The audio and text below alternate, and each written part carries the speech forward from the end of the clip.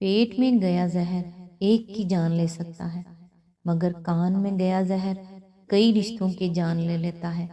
اس لیے کان کے کچے مت بنو اور بغیر دلیل کے کسی کی بات مت مانو، ورنہ بہت پچھتاؤ گے۔ جس کے بارے میں کچھ سنو، کسی قسم کی بھی بات، اس کی پہلے تصدیق کرو۔ بدگمانی بہت بڑا گناہ ہے۔ اللہ تعالیٰ آپ کو اور ہم سب کو اس گناہ سے بچائے، آمین۔ بسم اللہ الرحمن الرحیم۔ السلام علیکم۔ آج انشاءاللہ سورہ النحل کی آیت نمبر 106 سے سٹارٹ کریں گے۔ اس کا ترجمہ اور تفسیر تفہیم القرآن سے بیان کروں گی، جو اہل سنت جماعت کے لیے ہے۔ اعوذ باللہ من الشیطان الرجیم، بسم اللہ الرحمن الرحیم۔ جو شخص ایمان لانے کے بعد کفر کرے، وہ اگر مجبور کیا گیا ہو اور دل اس کا ایمان پر مطمئن ہو تب تو خیر، مگر جس نے دل کی رضامندی سے کفر کو قبول کر لیا، اس پر اللہ کا غضب ہے اور ایسے سب لوگوں کے لیے بڑا عذاب ہے۔ اس کی تفسیر ہے، اس آیت میں ان مسلمانوں کے معاملے سے بحث کی گئی ہے جن پر اس وقت سخت مظالم توڑے جا رہے تھے اور ناقابل برداشت اذیتیں دے دے کر کفر پر مجبور کیا جا رہا تھا۔ ان کو بتایا گیا ہے کہ اگر تم کسی وقت ظلم سے مجبور ہو کر محض جان بچانے کے لیے کلمہ کفر زبان سے ادا کر دو اور دل تمہارا عقیدہ کفر سے محفوظ ہو تو معاف کر دیا جائے گا، لیکن اگر دل سے تم نے کفر قبول کر لیا تو دنیا میں چاہے جان بچا لو، خدا کے عذاب سے نہ بچ سکو گے۔ اس کا یہ مطلب نہیں ہے کہ جان بچانے کے لیے کلمہ کفر کہہ دینا چاہیے، بلکہ یہ صرف رخصت ہے۔ اگر ایمان دل میں رکھتے ہوئے آدمی مجبوراً ایسا کہہ دے تو مواخذہ نہ ہوگا، ورنہ مقام عظمت یہی ہے کہ خواہ آدمی کا جسم ٹکا بوٹی کا ڈالا جائے، بہرحال وہ کلمہ حق ہی کا اعلان کرتا رہے۔ دونوں قسم کی نظیریں نبی صلی اللہ علیہ وآلہ وسلم کے عہد مبارک میں پائی جاتی ہیں۔ ایک طرف خباب بن ارت ہیں جن کو آگ کے انگاروں پر لٹایا گیا، یہاں تک کہ ان کی چربی پگھلنے سے آگ بجھ گئی، مگر وہ سختی کے ساتھ اپنے ایمان پر جمے رہے۔ بلال حبشی رضی اللہ تعالیٰ عنہ ہیں جن کو لوہے کی زرہ پہنا کر چلچلاتی دھوپ میں کھڑا کر دیا گیا، پھر تپتی ہوئی ریت پر لٹا کر گھسیٹا گیا، مگر وہ احد احد ہی کہتے رہے۔ حبیب بن زید بن عاصم ہیں جن کے بدن کا ایک ایک عضو مسیلمہ کذاب کے حکم سے کاٹا جاتا تھا اور پھر مطالبہ کیا جاتا تھا کہ مسیلمہ کو نبی مان لیں، مگر ہر مرتبہ وہ اس کے دعوی رسالت کی شہادت دینے سے انکار کرتے تھے، یہاں تک کہ اسی حالت میں کٹ کٹ کر انہوں نے جان دے دی۔ دوسری طرف عمار بن یاسر ہیں جن کی آنکھوں کے سامنے ان کے والد اور ان کی والدہ کو سخت عذاب دے دے کر شہید کر دیا گیا، پھر ان کو اتنی ناقابل برداشت اذیت دی گئی کہ آخرکار انہوں نے جان بچانے کے لیے وہ سب کچھ کہہ دیا جو کفار ان سے کہلوانا چاہتے تھے۔ پھر وہ روتے ہوئے نبی صلی اللہ علیہ وآلہ وسلم کی خدمت میں حاضر ہوئے اور عرض کیا، یا رسول اللہ صلی اللہ علیہ وآلہ وسلم، مجھے نہ چھوڑا گیا جب تک کہ میں نے آپ کو برا اور ان کے معبودوں کو اچھا نہ کہہ دیا۔ حضور صلی اللہ علیہ وآلہ وسلم نے پوچھا، اپنے دل کا کیا حال پاتے ہو؟ عرض کیا، ایمان پر پوری طرح مطمئن۔ اس پر حضور صلی اللہ علیہ وآلہ وسلم نے فرمایا، اگر وہ پھر اس طرح کا ظلم کریں تو تم پھر یہی باتیں کہہ دینا۔ آیت نمبر 107۔ یہ اس لیے کہ انہوں نے آخرت کے مقابلے میں دنیا کی زندگی کو پسند کر لیا، اور اللہ کا قاعدہ ہے کہ وہ ان لوگوں کو راہ نجات نہیں دکھاتا جو اس کی نعمت کا کفران کریں۔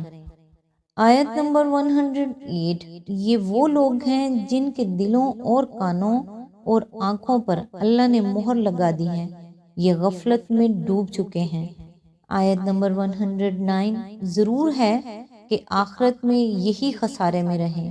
اس کی تفسیر ہے، یہ فقرے ان لوگوں کے بارے میں فرمائے گئے ہیں جنہوں نے راہ حق کو کٹھن پا کر ایمان سے توبہ کر لی تھی اور پھر اپنی کافر و مشرک قوم میں جا ملے تھے۔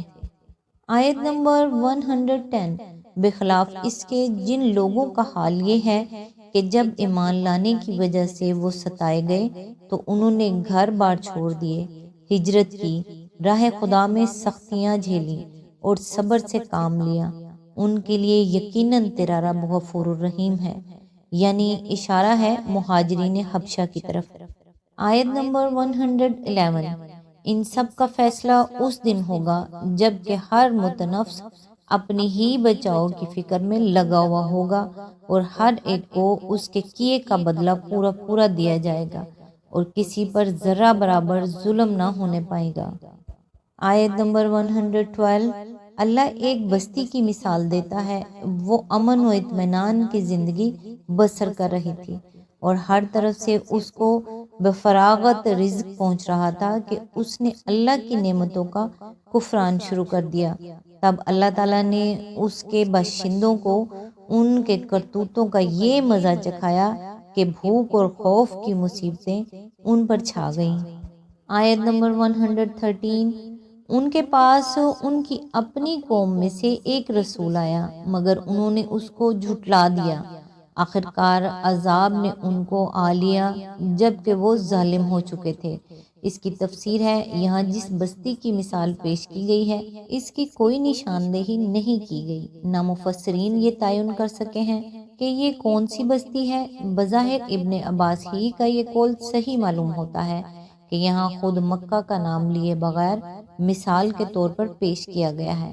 اس صورت میں خوف اور بھوک کی جس مصیبت کے چھا جانے کا یہاں ذکر کیا گیا ہے، اس سے مراد وہ قحط ہوگا جو نبی صلی اللہ علیہ وآلہ وسلم کی بعثت کے بعد ایک مدت تک اہل مکہ پر مسلط رہا۔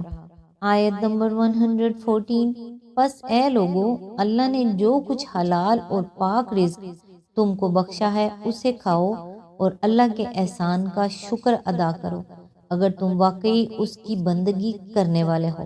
اس کی تفسیر ہے، اس سے معلوم ہوتا ہے کہ اس سورت کے نزول کے وقت وہ قحط ختم ہو چکا تھا جس کی طرف اوپر اشارہ گزر چکا ہے، یعنی اگر واقعی تم اللہ کی بندگی کے قائل ہو جیسا کہ تمہارا دعویٰ ہے تو حرام و حلال کی خود مختار نہ بنو، جس رزق کو اللہ نے حلال و طیب قرار دیا ہے اسے کھاؤ اور شکر کرو، اور جو کچھ اللہ کے قانون میں حرام و خبیث ہے اس سے پرہیز کرو۔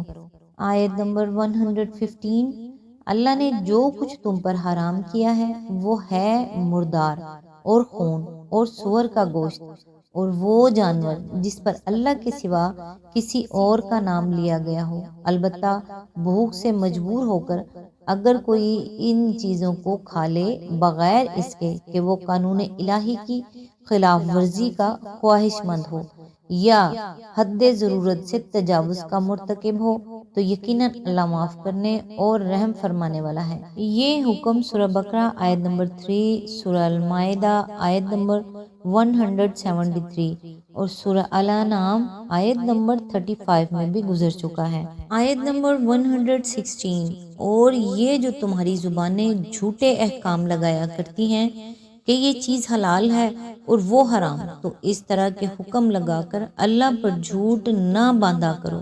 جو لوگ اللہ پر جھوٹے افطرا باندھتے ہیں وہ ہرگز فلاح نہیں پایا کرتے۔ اس کی تفسیر ہے، یہ آیت صاف تصریح کرتی ہے کہ خدا کے سوا تحلیل و تحریم کا حق کسی کو بھی نہیں، یا بالفاظ دیگر قانون ساز صرف اللہ ہے۔ دوسرا، جو شخص بھی جائز اور ناجائز کا فیصلہ کرنے کی جرت کرے گا وہ اپنی حد سے تجاوز کرے گا، الا یہ کہ وہ قانون الہی کو سند مان کر اس کے فرامین سے استنباط کرتے ہوئے یہ کہے کہ فلاں چیز یا فلاں فعل جائز ہے اور فلاں ناجائز۔ اس خود مختارانہ تحلیل و تحریم کو اللہ پر جھوٹ اور افطرا اس لیے فرمایا گیا کہ جو شخص اس طرح کے احکام لگاتا ہے اس کا یہ فعل دو حال سے خالی نہیں ہو سکتا، یا وہ اس بات کا دعویٰ کرتا ہے کہ جسے وہ کتاب الہی کی سند سے بے نیاز ہو کر جائز یا ناجائز کہہ رہا ہے، اسے خدا نے جائز یا ناجائز ٹھہرایا ہے، یا اس کا دعویٰ یہ ہے کہ اللہ نے تحلیل و تحریم کے اختیارات سے دست بردار ہو کر انسان کو خود اپنی زندگی کی شریعت بنانے کے لیے آزاد چھوڑ دیا ہے۔ ان میں سے جو دعویٰ بھی وہ کرے وہ لا محالہ جھوٹ اور اللہ پر افطرا ہے۔